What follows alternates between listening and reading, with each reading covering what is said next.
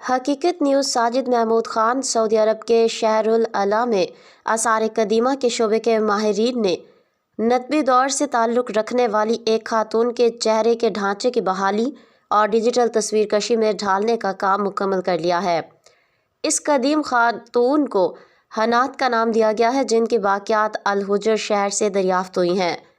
الحجر کو 15 سال قبل یونیسکو نے عالمی ثقافتی ورثے کی فہرست میں جگہ دی تھی، جو اس فہرست میں شامل ہونے والی پہلی سعودی سائٹ تھی۔ ماہرین آثار قدیمہ کے مطابق یہ خیال کیا جاتا ہے کہ ان خاتون کی موت 2000 سال پہلے ہوئی تھی، کیونکہ اس بارے میں تحقیق سے پتہ چلتا ہے کہ یہ باقیات پہلی صدی قبل مسیح کی ہیں،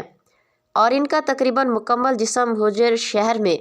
ایک مقبرے میں رکھا گیا تھا۔ مطالعے سے ثابت ہوتا ہے کہ نطبی معاشرے میں حنات ایک اہم شخصیت تھی، کیونکہ ان کے مقبرے میں کافی دولت کو دفن کیا گیا تھا۔